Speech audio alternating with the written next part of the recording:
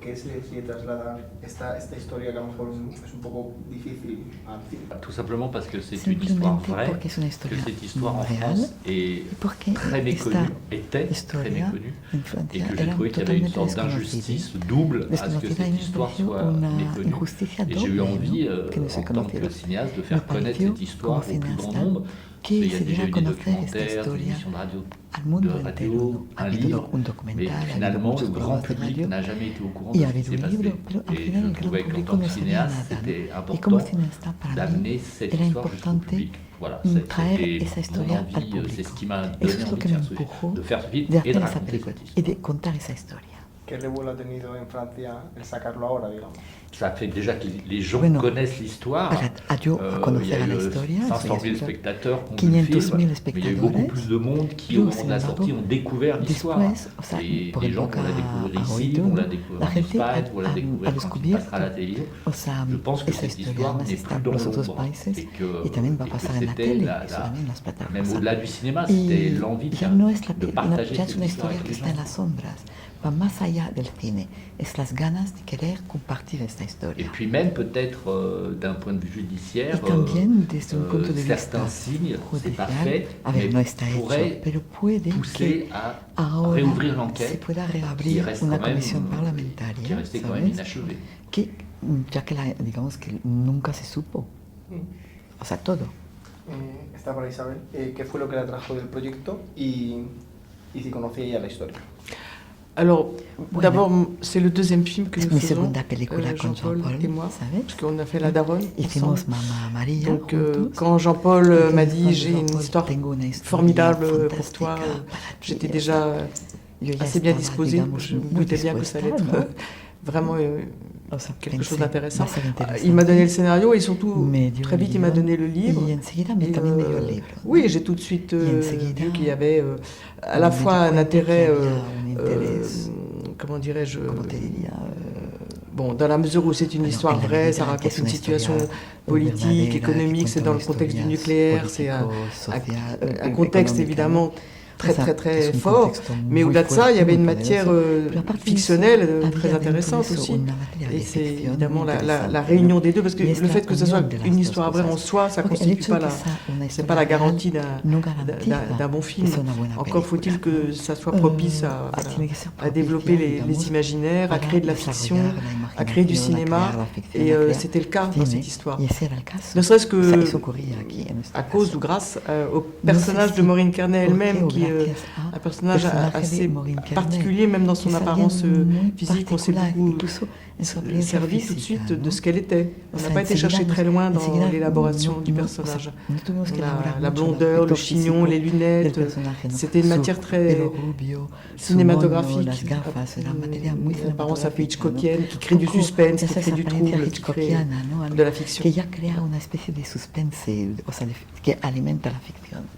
Me gustaría que definiesen ambos cómo es la verdadera Maureen, o sea, en la vida real, ¿qué les ha destacado, digamos, se ha llamado la atención?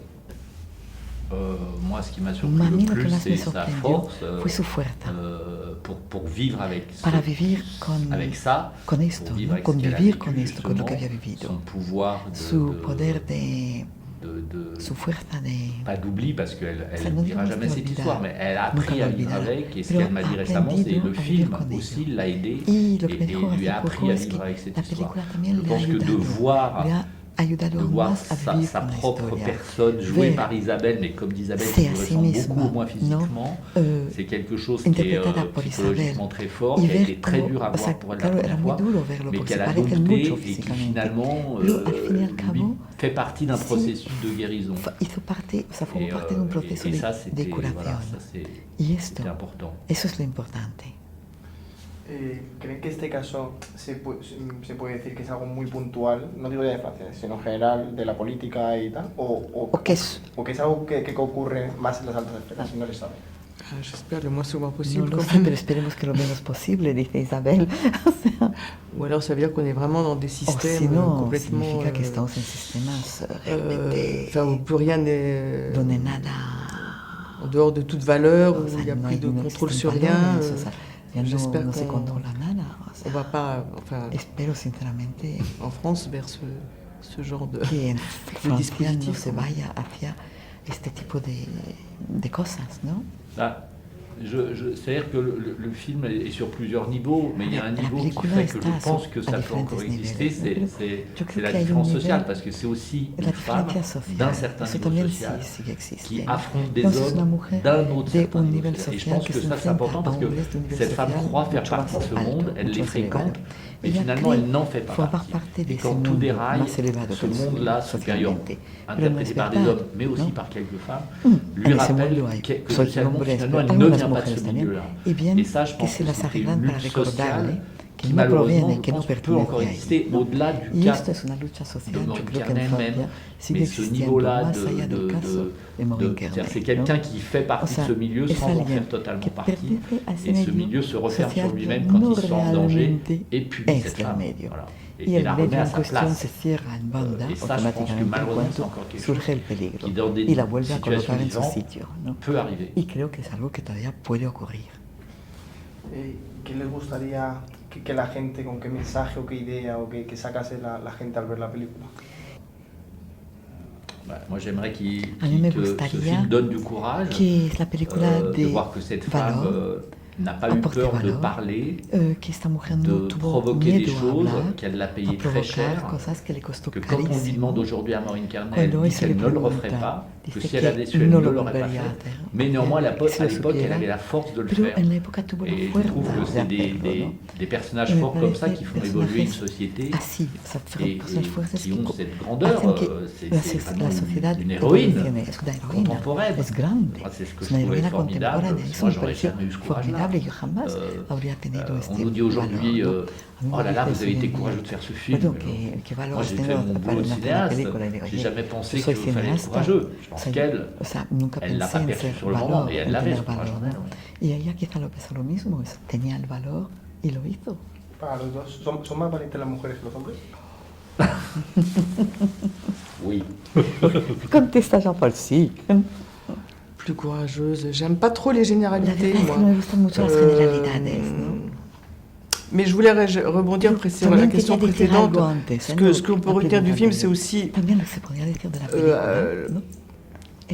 comment dirais-je, pas la faillite, mais on voit bien que c'est plus la vie économique qui régit la vie que la vie politique intrinsèque, finalement. Parce que c'est ça, le problème dans cette histoire. C'est que les intérêts économiques sont tellement puissants que ça finit par prendre le pas sur les convictions politiques. Et alors, est-ce que les femmes sont plus... Ah oui, quand même, allez, finalement. Plus, je ne sais pas, mais elles sont quand même très courageuses. Oui. Bien sûr. Bien sûr. Mais surtout les femmes qui sont dans des parties du monde où elles ont vraiment, malheureusement, tellement d'occasions de démontrer leur courage. Je ne dis pas que les hommes ne le sont pas, mais on voit bien à quel point les femmes le sont. Pero me parece que ellas lo son aún más.